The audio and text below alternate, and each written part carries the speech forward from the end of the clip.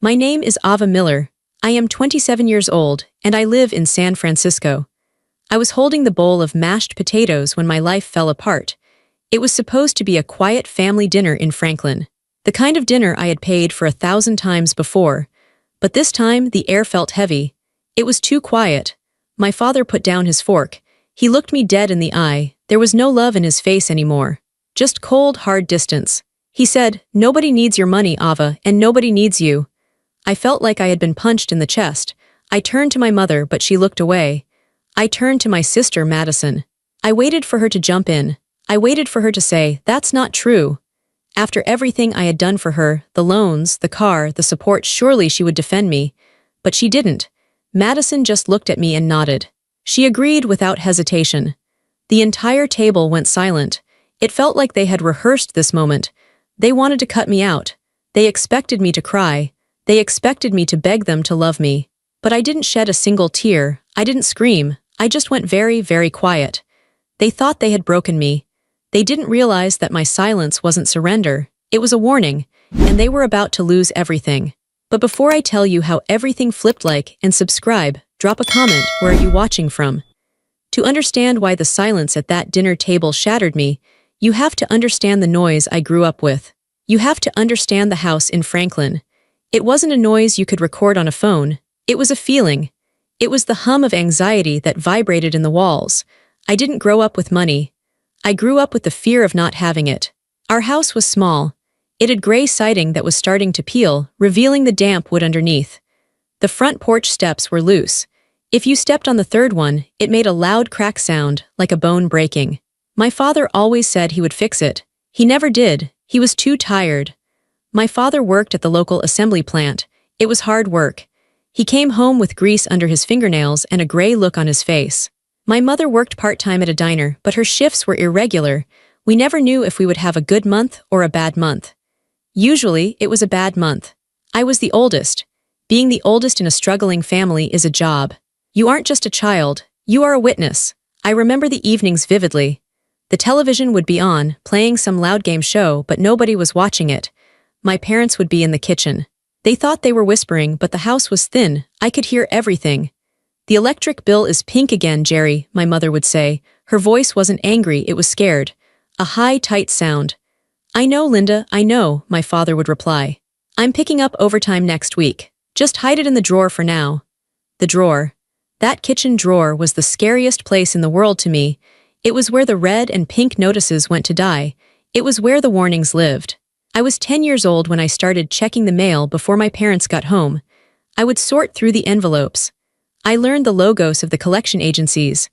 I learned that final notice meant the lights might go out. I would put the bad mail on the bottom of the stack, trying to protect my parents, trying to delay the argument that I knew was coming. Then there was the cold. Franklin gets freezing in the winter. The wind cuts right through you. Our furnace was old. It was a rusted metal beast in the basement that rattled and coughed. It struggled to keep the house above 60 degrees. To save money, my mother invented the layer game. "Okay, girls," she would say, clapping her hands like it was a party. "Who can wear the most sweaters today?" My little sister, Madison, loved it. She was 4 years younger than me. She would put on 3 shirts and a puffy vest and waddle around the living room laughing. She didn't know we were poor. She just thought we were playing dress-up. But I knew. I sat on the couch with 2 hoodies on, watching my breath fog up in the living room air. I knew that the thermostat was set to 55 because every degree cost money we didn't have. I looked at Madison, spinning in circles, happy and oblivious, and I felt a fierce, burning need to protect her. I didn't want her to ever know what the red envelopes meant. I didn't want her to know why Dad sat in the dark sometimes, staring at the wall. The turning point happened when I was 12 and Madison was 8. It was September. Back-to-school season. Madison came home from school one day with her face streaked with tears. She slammed the front door and ran straight to our room. We shared a bedroom. It was small, with bunk beds. I had the top, she had the bottom. I found her face down on her pillow, sobbing. Her little shoulders were shaking. "Maddie," I asked. I sat on the edge of her bed. "What happened?" She sat up. Her face was red and blotchy. "I hate school," she said. "I hate everyone." "Why?" I brushed the hair out of her face. "It's gym class," she cried. "Everyone has the silver star sneakers. All the girls, even Sarah and her dad doesn't even work. I'm the only one with the generic ones from the discount bin. They laughed at me, Ava. They called me Bargain Bin Maddie. My heart broke. I knew those shoes. They were $60. To us, $60 was a week of groceries. It was half the electric bill. I asked Mom for them, Madison sobbed. She yelled at me. She said I was selfish. She said I should be grateful I have feet. I looked at my little sister. She wasn't selfish. She just wanted to fit in. She wanted to be like everyone else. I hugged her tight. She smelled like strawberry shampoo and tears. Listen to me, I whispered into her ear. Don't cry. It's not fair, she whimpered. I know it's not fair, I said. But I'm going to fix it. She pulled back and looked at me. How, you're a kid too. I looked her in the eyes. I felt older than 12. I felt ancient. I'm going to study, I told her. I'm going to be the smartest person in this town. And then I'm going to get a big job. A job that pays real money, not like Dad's job. Madison sniffled. You are? Yes, I promised. And when I do, I will buy you whatever you want. You want Silver Star sneakers. I'll buy you 10 pairs. You want a car? I'll buy you a car. I promise, Maddie, I will take care of us. That promise became my religion. From that day on, I changed. I stopped being a child. I became a machine. While other teenagers in high school were going to football games or hanging out at the mall, I was at the kitchen table. I had my books spread out.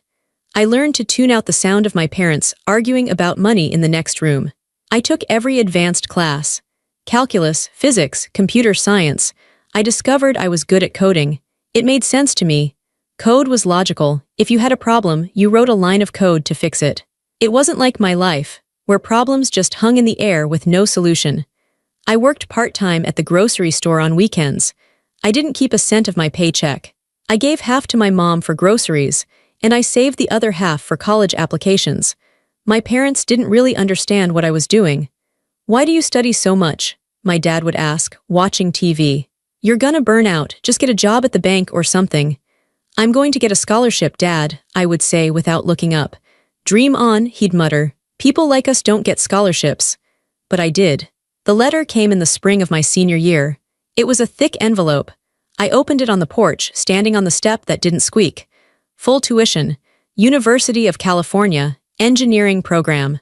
I felt like I was going to float away. I had done it. I had found the escape hatch. I ran inside to tell them. Mom, Dad, I shouted. I got in. I got a full ride to California. My mother was wiping the counter. She stopped. She took the letter from my hand. She read it. I waited for her to hug me. I waited for her to cry tears of joy. I waited for her to say, I'm so proud of you, Ava. She put the letter down. She looked tired. California, she said. That's far away, Ava. Who's going to help me with the budget if you're in California? My heart sank. Mom, it's free college, I said. It's my future. I know, she sighed. It's just. We rely on you. I'll still help, I said quickly. The guilt was already clawing at my throat. I'll get a job there. I'll send money home, I promise. That was the condition of my freedom.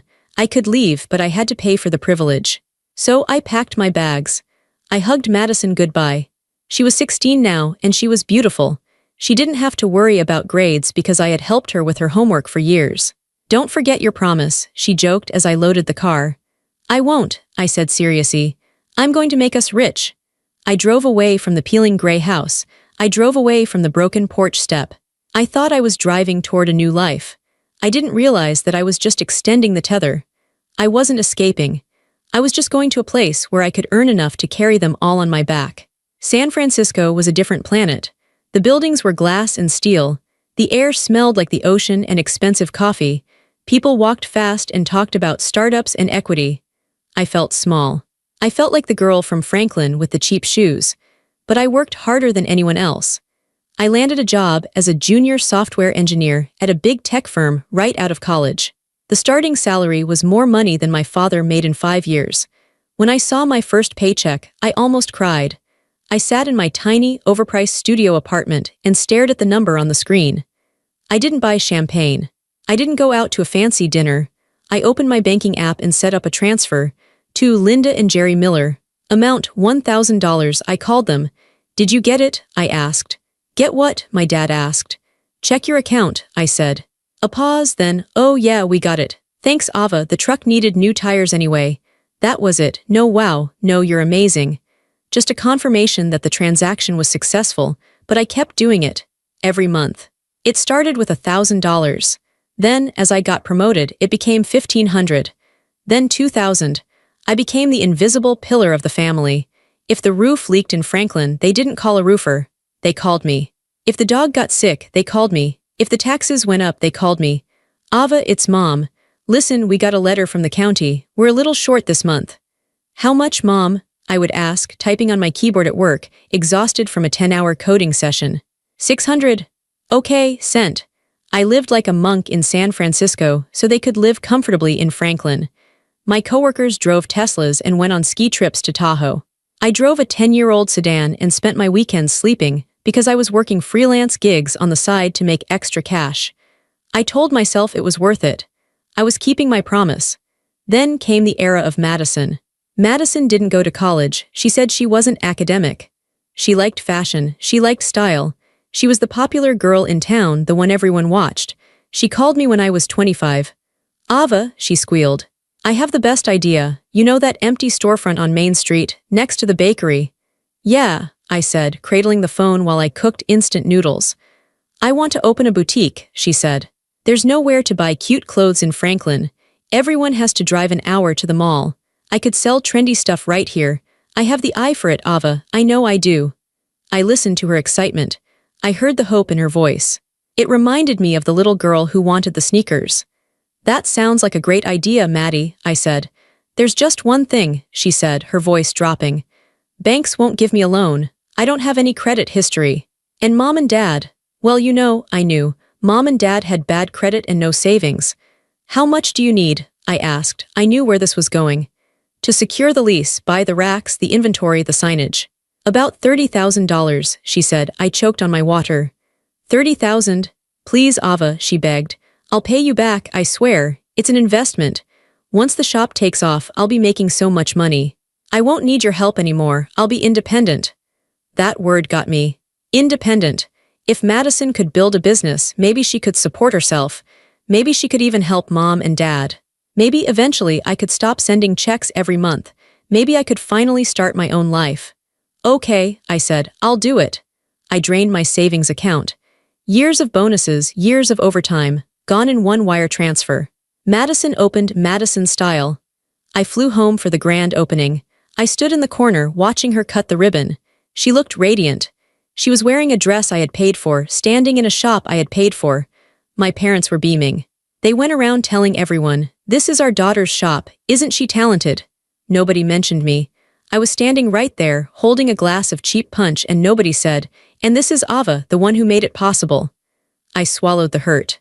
It's fine, I told myself. It's her day. Let her shine, but the requests didn't stop. They got bigger. 6 months later, Madison called. "The shop is doing okay," she said, "but I need a car. I can't keep borrowing Mom's rusted van to pick up inventory from the city. I need something reliable. And it needs to look good. Image is everything in this business." "Maddie, I just gave you 30 grand, I said. "I know. And I'm working so hard. But without a car, the business will fail. Do you want the business to fail, Ava? Do you want me to lose everything?" She knew exactly which buttons to push. She used my fear of failure against me. "Fine," I said, "find a car." She found a white SUV, brand new, leather seats, sunroof. It cost $45,000. I flew home to sign the papers because her credit score was still too low. I sat in the dealership office. The salesman, a slick guy named Rick, looked at me.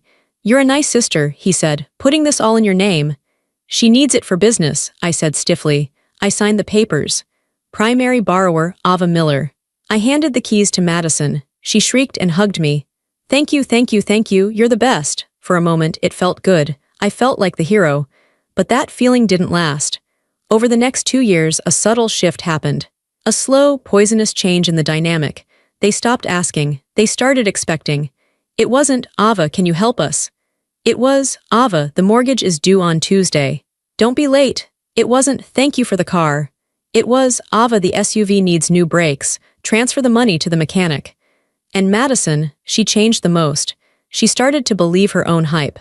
She became a local celebrity in Franklin, the young entrepreneur. She posted constantly on social media, photos of her in the boutique, photos of her leaning against the white SUV. Captions like, "Number boss babe, number self-made, number hustle hard." I would comment sometimes. "Looks great, Maddie." She wouldn't reply, or she would just like the comment. But if a customer commented, she would write a paragraph back.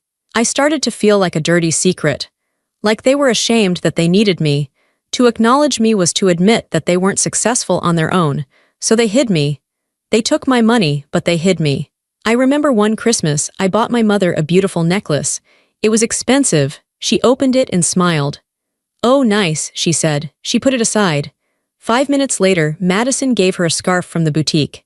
A scarf that I had paid for when I bought the inventory. "Oh, Maddie," Mom cried, tearing up. "It's beautiful, you have such good taste, you work so hard." I sat there, stunned. I had paid for both gifts, but only one mattered. The distance became emotional. I stopped calling as much. They didn't notice. As long as the auto-pay notifications came through, they didn't care if I was happy, sad, or lonely. I was just a resource. I was a well they could draw water from. And they didn't realize that the well was starting to run dry. Not of money, I had plenty of money, but of patience, of love. I was getting tired. Deep in my bones, I was exhausted. And then came Thanksgiving. The dinner that would change everything. I flew home with a heavy heart. I didn't know why I was going. Habit, I guess. Or maybe I was still that 12-year-old girl hoping that if I just did enough, if I just gave enough, they would finally look at me and say, "We love you." I was wrong. They didn't want to love me. They wanted to use me. And they were about to tell me that to my face. I pulled my rental car into the driveway of my childhood home on a Wednesday afternoon. The sky was gray, threatening snow, which felt fitting. I looked at the house. It looked better than it used to. The peeling paint was gone, replaced by fresh siding I had paid for 3 years ago. The roof was new. I had written a check for that too. And there, in the prime spot of the driveway, was the white SUV. Madison's car. It was parked crookedly, taking up 2 spaces. It was covered in a thin layer of road dust, but the chrome rims still shined. I sat in my car for a moment. My hands were gripping the steering wheel. My knuckles were white. I took a deep breath. "It's just Thanksgiving," I told myself. "Just get through dinner, smile, be the good daughter." I grabbed my suitcase and walked up the steps. I stepped on the third one, the one that used to crack. It was silent now. My money had fixed the silence too. I opened the front door. "Hello," I called out. The house was warm. The heat was cranking. I remembered the days of the layer game, shivering in sweaters. Now the thermostat was set to 72 degrees. My mother poked her head out of the kitchen. She was wearing an apron I didn't recognize. "Oh," she said. "You're here." She didn't wipe her hands. She didn't come over to hug me. She just looked at my suitcase like it was an obstacle she would have to step around. "Hi, Mom," I said. I tried to keep my voice bright. "It's good to see you." "You're early," she said, turning back to the stove. "I'm not done with the pies. Don't come in here and crowd me." "Okay," I said. "Where's Dad?" "Living room," she called out over the sound of a mixer. I walked into the living room. My father was in his recliner, a new leather one I had bought him for his birthday last year. He was watching football. The volume was loud. "Hey, Dad," I said. He didn't turn his head. He kept his eyes on the screen. "Move out of the way, Ava. You're blocking the score." I stepped to the side. "Happy Thanksgiving, Dad." Yeah, he grunted. "Did you bring that scotch I asked for?" "I did," I said. "It's in my bag." "Good, put it on the counter." That was my welcome. No hugs, no questions about my life. Just a demand for alcohol and a complaint that I was blocking the TV. I went upstairs to the guest room. I unpacked my clothes slowly. I sat on the bed and looked at the wall. I felt a familiar heaviness settling in my chest. It was the feeling of being invisible. Madison arrived an hour later. She didn't knock, she just burst through the door. "Mom, Dad," she shouted. "I'm home." I heard my parents scramble. I heard the recliner snap shut. I heard my mother running from the kitchen. "Maddie, oh look at you," my mother cried. "You look beautiful, is that a new coat? Do you like it?" Madison's voice drifted up the stairs. "It's vintage. I got it from a dealer in the city." "Gorgeous," my dad said. His voice was full of warmth, a warmth I hadn't heard in years. "My little businesswoman." I stood at the top of the stairs, watching them. They were a tight circle of 3. They were hugging, they were laughing. I walked down the stairs. "Hi, Maddie," I said. The circle broke. They looked up at me. The smiles faded just a fraction. "Oh, hey, Ava," Madison said. She didn't move to hug me. She just waved a hand, her fingers adorned with rings. "I didn't know you were here already." "I got in a while ago," I said. Cool, she said. She turned back to Mom. Mom, I am starving. Is the turkey ready? The next 24 hours were a lesson in endurance. I tried to be helpful. I peeled 5 pounds of potatoes. I chopped the celery for the stuffing. I set the table with the good china. Nobody said thank you. They just worked around me, talking to each other about people I didn't know and gossip I didn't care about. Finally, it was time for dinner. We sat down. My father sat at the head of the table. My mother sat to his right. Madison sat to his left.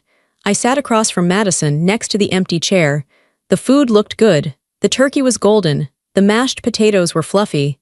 Let's eat, my dad said. He didn't suggest saying grace. He just picked up the carving knife.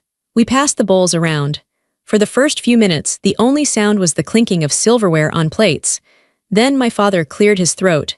It was a loud, deliberate sound. He looked at me. He didn't smile. So Ava, he said, Madison was telling us about her new marketing campaign for the holidays. I looked up, surprised he was initiating conversation. Oh, that's great. It would be great, he said, his voice sharpening, if she could afford to run it. I froze. I knew this tone. It was the money tone. I told her to scale it back, I said, keeping my voice calm. She wanted to spend $5,000 on Facebook ads in 1 week. I told her that wasn't in the budget this month. My mother slammed her fork down. Budget, you always talk about budgets. It's a business, Mom, I explained. You have to have a budget. She needs those ads to get customers, my mother argued. How is she supposed to grow if you stifle her? I'm not stifling her, I said. I looked at Madison. She was staring at her plate, looking like a victim. Maddie, tell them, I told you we could do it next month. Madison looked up. Her eyes were cold. Next month is too late, Ava. It's the holiday season. If I miss this window, I miss the revenue. You don't understand business. I almost laughed. I don't understand business. I'm the one balancing your books every weekend, Madison. I'm the one covering your losses. You hold that over my head constantly, Madison snapped. Money, money, money, that's all you care about. I care about keeping you afloat, I said, my voice rising. I pay the rent. I pay for the car sitting in the driveway. I pay for the roof over our heads right now. The room went silent. I shouldn't have said it. I knew the rule. The rule was, Ava pays, but Ava never mentions it. I had broken the rule. My father's face turned a deep, angry red. He hated being reminded that his daughter was the provider. He hated knowing that he was living on my charity. He put down his fork. He wiped his mouth with a napkin slowly. You think you're special, don't you? He said quietly. No, Dad, I said. I just want some respect. Respect, he scoffed. You think because you went off to California and got a fancy job, you can come back here and lord it over us. You think you can control us. I'm helping you, I pleaded. It doesn't feel like help, my mother spat. It feels like control. You treat us like children. You treat Madison like she's incompetent. She asks for the money, I said, gesturing to my sister. Madison looked at me with a sneer. I ask because you offer. You like it, Ava. You like making us feel small. You like being the savior. I felt tears pricking my eyes. That is not true. I work myself to death to support you all. Well, stop, my father said. I looked at him. Stop what? Stop acting like we can't survive without you, he said. He leaned forward. His eyes were hard and flat. We don't need your money, Ava. My heart skipped a beat. What? We don't need your money, he repeated, louder this time. We were fine before you and will be fine without you. We don't need your charity. I looked at my mother. Mom, do you agree with this? My mother took a sip of her wine. She didn't look at me. Your father is right. You bring too much stress. You bring too much drama. Drama, I whispered. I pay the bills. We don't need it, she said firmly. And we don't need you. The words hung in the air. We don't need you. I felt like I had been slapped. I turned to Madison, my baby sister. The one I had held when she cried over sneakers. The one I had built a life for. Madison, I said, tell them about the shop. Tell them about the car.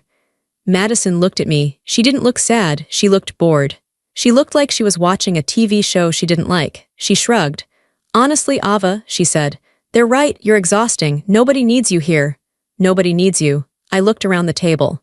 I looked at the faces of the 3 people I loved most in the world. There was no love in their eyes. There was resentment. There was jealousy. There was a desire to hurt me. They wanted my money, but they hated me for having it. And now they had convinced themselves they didn't even need the money. They were drunk on their own pride. I felt a strange sensation wash over me. It wasn't anger. It wasn't sadness. It was a cold, absolute clarity. The contract was broken. I didn't scream. I didn't throw my wine glass. I didn't cry. I stood up. My legs felt steady. Okay, I said. My voice was very quiet. Sit down, my father barked. We're not done. I am, I said. I walked out of the dining room. I walked past the living room with the big TV. I walked to the front door. Where are you going? My mother yelled from the table. Don't you dare walk out on this family. I didn't answer. I put on my coat. I grabbed my purse. I didn't even go upstairs to get my suitcase. I left my clothes. I left my toothbrush. I left the scotch on the counter. I opened the front door. The cold air hit my face. It felt good. It felt clean. I walked down the steps, past the silent third step, and got into my rental car. I backed out of the driveway. I saw the silhouette of my father standing in the window, watching me. I put the car in drive and I drove away. I didn't look back. I drove for 20 miles before I stopped. I pulled into a motel off the interstate. It wasn't a nice place. The sign flickered, buzzing like an angry hornet. Vacancy. I got a room. It smelled like stale cigarettes and lemon cleaner. The carpet was a pattern of ugly brown swirls. I sat on the edge of the bed. I kept my coat on because the room was cold. I stared at the blank television screen. My mind was racing, replay after replay of the dinner. We don't need your money. Nobody needs you. They had said it with such conviction. They really believed it. They thought my contribution was nothing. They thought they were doing it all themselves, and I was just a nuisance who wrote checks. I felt a vibration in my pocket. My phone. I pulled it out. I expected a text from my mom, maybe an apology, maybe a demand to come back and do the dishes. But there were no texts. I opened Instagram. It was a reflex. I clicked on the icon. Madison's story was the first bubble at the top of the screen. I hesitated. I shouldn't look. I knew I shouldn't look, but I had to know. I tapped the screen. The photo filled my phone. It was a selfie. Madison was in the foreground, holding a glass of wine, making a duck face. Behind her, my parents were smiling. My dad was holding a turkey leg like a trophy. My mom was laughing. They looked relieved. They looked happier than they had when I was sitting there. The caption was what stopped my heart. Thanksgiving with the real ones. So grateful for this small, strong family. We don't need anyone else to be happy. Number family first, number self-made, number no negativity. I felt a physical pain in my chest, sharp and deep. No negativity. That was me. I was the negativity. I swiped up to read the comments. Madison had posted it to her main feed too. Comment 1 from her best friend. Love this, you guys look so happy. Where's your sister? Madison's reply. She left. Couldn't handle seeing us happy, I guess. We're better off. It's just us 3 against the world. Comment 2 from a customer. You are such an inspiration, Madison. Built that business from nothing and you still have time for family. A true boss. Madison's reply. Thank you. It's hard work, but I did it all on my own. No handouts here. Comment 3 from a neighbor. Your parents must be so proud of you carrying the family legacy. Madison's reply. They are. I spoil them whenever I can. They deserve it. I stared at the phone until the screen went dark. She wasn't just venting. She was erasing me. She was rewriting the history of our lives in real time. In her version of the story, she was the hero. She was the provider. She was the one who built the business from nothing. And I was, what? The villain, the bitter sister who left early, or worse, a ghost, someone who didn't matter at all. She was taking credit for the clothes on her back. She was taking credit for the food on the table. She was taking credit for the roof over their heads. I felt a tear roll down my cheek. It was hot and angry. I wiped it away. Then I felt something else. The sadness was burning off. Like mist in the morning sun, the grief was evaporating. And underneath it there was something hard, something cold, something sharp like steel. They said they didn't need me. They said no handouts. Madison said she did it all on her own. Okay, I thought. The thought was a whisper in my mind. Okay, if they were so independent, why was I carrying them? If Madison was a self-made boss, why was my name on her car loan? If my parents didn't need my money, why was my bank account linked to their mortgage? They wanted to live in a fantasy world where they were successful and independent, and I was irrelevant. I decided, right then and there, sitting on that lumpy motel mattress to grant their wish. I would make their fantasy a reality. I would remove myself completely. I stood up. I took off my coat. I walked over to the small desk in the corner of the room. I opened my laptop. The screen glowed blue in the dim room. I cracked my knuckles. My hands weren't shaking anymore. They were steady. They were the hands of a software engineer. The hands of someone who fixes problems. And this was a problem I knew how to fix. I logged into my online banking. I logged into the loan provider portal. I logged into the utility accounts. I laid everything out on the screen. The spreadsheet of my sacrifice, the ledger of my love. I looked at the numbers. Madison-style boutique lease, $3,000/month. Franklin Power and Light, $250/month. White SUV auto loan, $680/month. Mortgage transfer, $1,200/month. It was a lot of money. It was a fortune. And they had spit on it. I hovered my mouse over the first account. The SUV. I remembered the day I bought it for her, how she hugged me, how she promised she would pay me back. She never paid a dime, not 1 cent. No handouts, I whispered, repeating her Instagram comment. I clicked the mouse. The sound of the click was loud in the quiet room. It was the sound of a bridge burning. But this time, I wasn't the one stuck on the burning bridge. I was the one lighting the match. I was ready to work. I was ready to show them exactly what life looked like when nobody needed Ava. The silence of the room didn't feel lonely anymore. It felt like the calm before the storm. I sat in the motel room. The silence was loud. For the first hour, I didn't move. I just sat on the edge of the bed with my coat still on. The words from dinner kept playing in my head like a broken record. We don't need your money. Nobody needs you. They had said it with such confidence. They truly believed they were independent. They believed I was just a nuisance. I walked over to the desk and opened my laptop. I needed to see the truth. I opened my family budget file.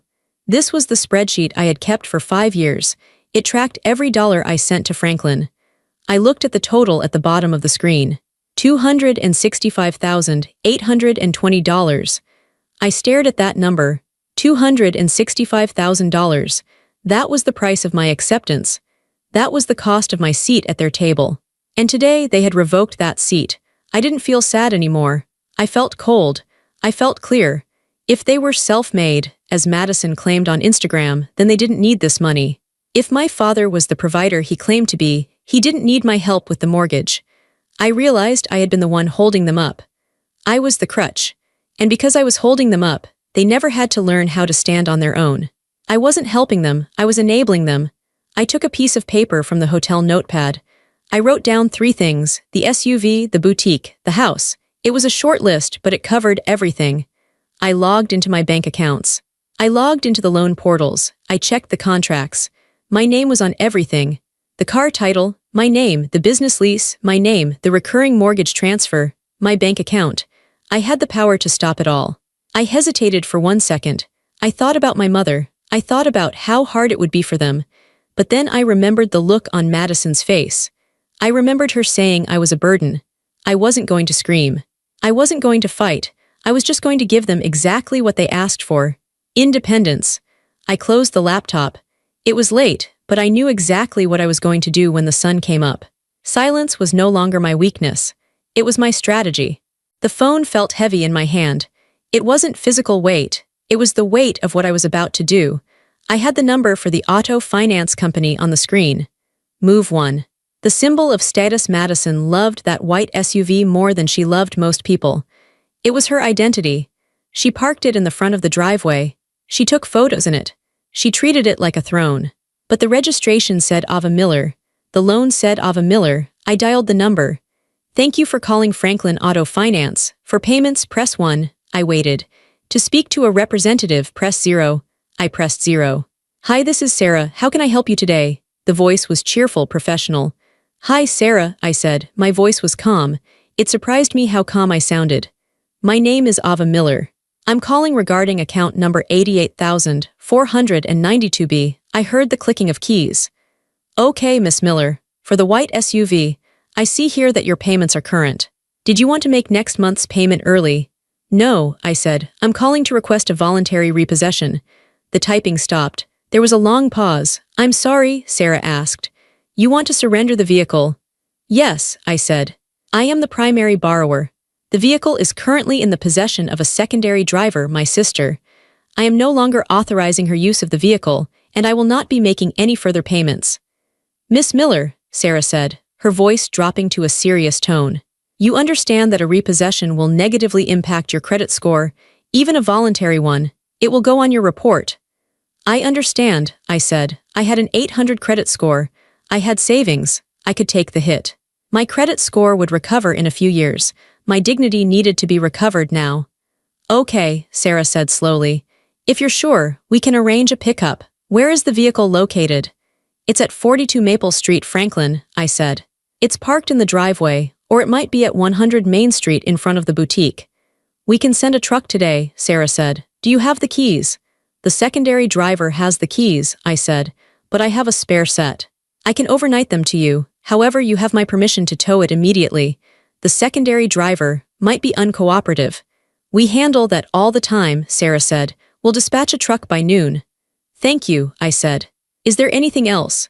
No, that's all. I hung up. I stared at the phone. It was done. The truck was coming. I imagined the scene.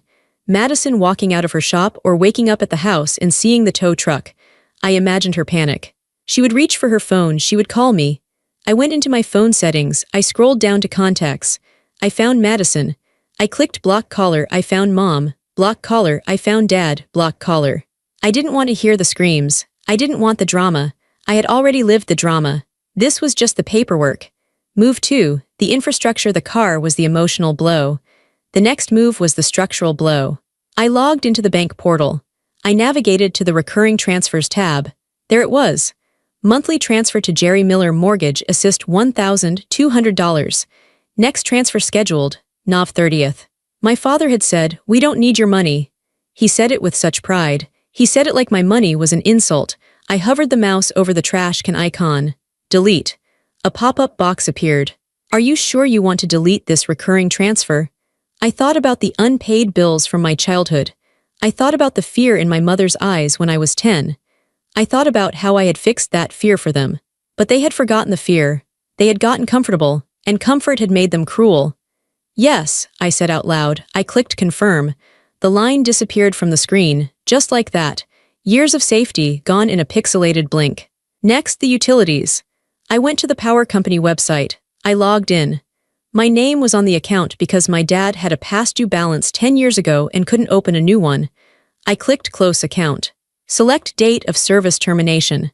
I looked at the calendar. Today was Friday. I selected Monday, December 1st. I wasn't going to turn the lights off today. That would be petty. I would give them until the end of the billing cycle. They would get a letter. Service at this address is scheduled to be disconnected. They could open their own account. They could pay their own deposit. They were adults. Finally, the boutique. The Madison-style empire. This was the big one. This was the lease. I opened my email. I drafted a new message to Mr. Henderson, the landlord. He was a nice old man who owned the building on Main Street. He liked me because the rent was always on time. Subject.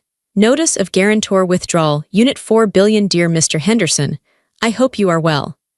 I am writing to formally notify you that effective immediately, I will no longer be covering the rental payments for the commercial lease at Unit 4 billion Madison style. As per our agreement, I was acting as the financial guarantor. Please consider this my formal notice that I am withdrawing all future financial support for this tenant. Please direct all future invoices and correspondence directly to the business owner, Madison Miller. I have instructed my bank to stop all automatic drafts to your account starting December 1st. I apologize for any inconvenience this may cause you. I wish you the best. Sincerely, Ava Miller. I read it over. It was professional, it was cold, it was final. I hit send. Then I did the same for the business credit card. I was the primary account holder. Madison was an authorized user. I logged into American Express. I clicked on Manage Cards. I selected Madison Miller. I clicked Remove Authorized User. I clicked Freeze Card. Somewhere in Franklin, inside a purse or a wallet, a piece of plastic just became a useless piece of scrap. I sat back. My heart was beating fast, a steady thump-thump-thump against my ribs. It was 10:30 a.m. In 90 minutes, I had dismantled the entire financial ecosystem of the Miller family. I felt lightheaded. I stood up and walked to the window. I looked out at the parking lot. I expected to feel guilty. I had been trained since birth to feel guilty. I had been trained to believe that their happiness was my responsibility and their sadness was my fault. But I didn't feel guilty. I felt clean. I felt like I had been carrying a backpack full of rocks for 15 years, hiking up a mountain while they rode in a cart I was pulling. And finally, I had just unbuckled the straps. I had let the cart go. I wasn't pulling them anymore. If they wanted to climb the mountain, they had to walk. I packed my laptop back into my bag. I gathered my few things. I checked out of the motel. I wasn't ready to go to the airport yet. I had one more thing to do. I needed to witness it. I wasn't doing it to gloat. I wasn't doing it to laugh at them. I needed to see it to believe it. I needed to see the reality of their independence, crashing into the reality of my absence. I got into my rental car. I turned the key. GPS, I said to the dashboard. Navigate to Main Street, Franklin. I drove toward the town. The sky was still gray, but the road ahead was clear. I was going to watch the house of cards fall. I arrived in town around 11:30 a.m. The sky had turned a darker shade of slate gray, and the wind was picking up, blowing dead leaves down Main Street. Franklin is the kind of town where everyone watches everyone. Main Street is the stage. If you trip on the sidewalk in front of the bakery, 3 people will be talking about it by dinner. I parked my rental car in a spot across the street from Madison Style. I was far enough away to be unnoticed, but close enough to see everything. I pulled my collar up. I wasn't there to cause a scene. I was there to witness the end of the play. I walked into the Daily Grind, the coffee shop opposite the boutique. I ordered a black coffee. The barista, a girl I went to high school with but who didn't recognize me, handed it over with a bored expression. I sat by the window. The glass was cold. Across the street, Madison's boutique looked busy. The lights were on. The mannequins in the window were wearing expensive coats I had paid for. And right in front, in the loading zone, sat the white SUV. It was gleaming. It looked out of place in the gritty downtown. It looked like a spaceship that had landed in a cornfield. I checked my watch. 11:45 a.m. 5 minutes later, a large yellow truck turned the corner. It was a flatbed tow truck. It was loud. The gears ground together as it downshifted. The air brakes hissed. It pulled up right alongside the white SUV. I took a sip of my coffee. It was bitter. The driver got out. He was a big man in a reflective vest. He held a clipboard. He checked the license plate of the SUV. He nodded to himself. He didn't knock on the door of the boutique. He didn't ask for permission. He just started lowering the ramp. Inside the shop, I saw movement. Madison must have seen the flashing orange lights of the truck. She burst out the front door. She wasn't wearing a coat.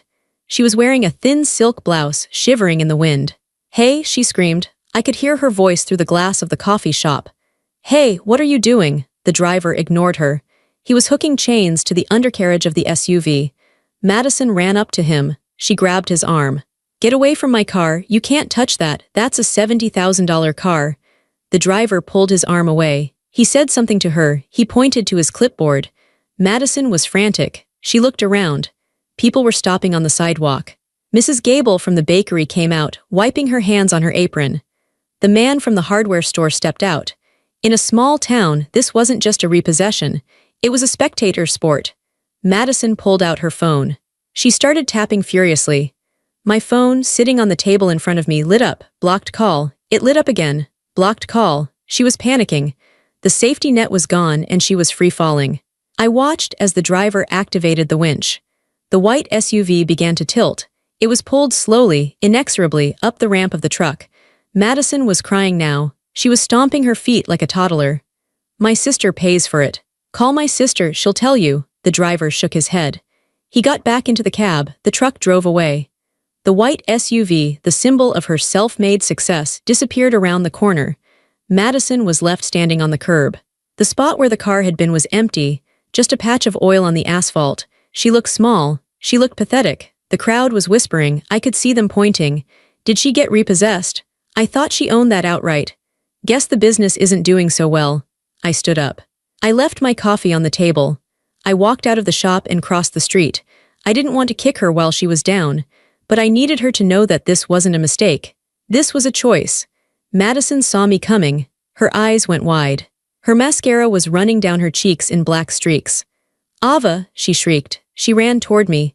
"Ava, oh my God, you have to call them. They stole my car, they just took it." She grabbed my coat. Her hands were shaking. "Fix it," she yelled. "Call the bank, tell them it's a mistake." I looked at her hands clutching my coat. I gently peeled her fingers off. "It's not a mistake, Madison," I said. My voice was steady. It cut through the wind. She froze. "What? I called them," I said. "I authorized the repossession." Her mouth fell open. She looked at me like I had grown a second head. You did this. Why? Because you told me nobody needs me, I said. Are you crazy? She screamed. Because of a dinner conversation. You took my car because of a dinner conversation. It wasn't a conversation, I said. It was a declaration. You stood there, ate the food I paid for, and told me I was useless. You told the internet you did it all yourself. I was just venting, she cried. Ava, how am I supposed to get home? How does this look? Everyone is watching. She gestured to the people on the sidewalk. They were staring. I don't care how it looks, I said. I care about the truth, and the truth is you can't afford that car. I hate you, she hissed. You're jealous. You're jealous because I'm popular and you're just a boring computer nerd. I smiled. It was a sad smile. Maybe, I said, but this boring nerd isn't the one standing on the curb crying. Just then, her phone pinged. Then it pinged again. She looked down, her face went pale. The email, she whispered. Mr. Henderson, the landlord. She looked up at me, terror in her eyes. He says the guarantor has withdrawn. He says I have to post a full year's rent in cash within 48 hours or vacate. She started to shake. Ava, that's $36,000. I don't have that. I know, I said. I guess you'll have to be self-made, Madison. For real this time. You're ruining me, she sobbed. She fell to her knees on the sidewalk. You're destroying my life. No, Maddie, I said softly. I'm just taking back mine. I looked at her one last time. She was a mess. She was a child who had never been told no. Goodbye, Madison, I said. I turned around and walked back to my car. Ava, she screamed behind me. Come back, you can't leave me here. I got into my car. I locked the door. I put it in gear. As I drove away, I saw her sitting on the sidewalk, head in her hands, while the townspeople whispered around her. The illusion was broken. The curtain had fallen. The drive to the airport was quiet. I turned off the radio. I wanted to listen to the sound of the tires on the pavement. It was a steady, rhythmic hum. Leaving, leaving, leaving. My phone was still blowing up, even though I had blocked the calls. The voicemails were piling up in the backend system. I could see the notification light blinking. I knew what they were saying. My father would be raging. He would be shouting about respect, about duty. He would be realizing that the mortgage payment wasn't going to arrive next week. The fear of the red envelopes would be coming back to him. My mother would be crying. She would be playing the victim. How could a daughter do this to her own mother? And Madison. Madison was probably still on the curb, realizing that her life as a boss babe was over. I drove past the town line. The sign said, "You are now leaving Franklin. Come back soon." No, I said out loud. I don't think I will. I felt a wave of sadness hit me then. It wasn't regret. I knew I had done the right thing. But it was grief. I was grieving the family I wanted. I was grieving the fantasy that if I just worked hard enough, if I just gave enough, they would finally love me the way I loved them. I realized that I had been buying their love. And the moment the payment stopped, the love stopped. That meant it was never love in the first place. It was a transaction. I wiped a tear from my eye. It's okay, I told myself. You're free. I arrived at the airport. I returned the rental car. The shuttle bus ride to the terminal felt like a transition. I was moving from their world back to mine. I went through security. I sat at the gate. I watched the planes taking off, heavy metal birds lifting into the sky. I opened my laptop one last time. I had one more email to write. To Mom, Dad, Madison. Subject, goodbye. I am going back to San Francisco. Do not come looking for me. I have spent my entire adult life trying to save you. I tried to keep you warm. I tried to keep you safe. I tried to make you proud. But at dinner, you told me the truth. You said you didn't need me. You said I was a burden. I have decided to believe you. I have removed all my financial support. The car, the shop, the house, it is all in your hands now. This isn't punishment. This is the independence you asked for. I hope you find a way to be happy. But you will have to find it without my checkbook. Ava, I hit send. I closed the laptop. I felt lighter, physically lighter. I bought a sandwich and a bottle of water. I ate slowly, tasting the food. For 15 years, every time I spent money on myself, I felt guilty. If I bought a coffee, I thought, that's $5 Mom could use. If I bought a new shirt, I thought, Madison needs shoes. But today I bought the sandwich. And I enjoyed it. I boarded the plane. I got a window seat. As the plane taxied down the runway, the engines roared. The force pushed me back into my seat. We lifted off. I looked down at the ground.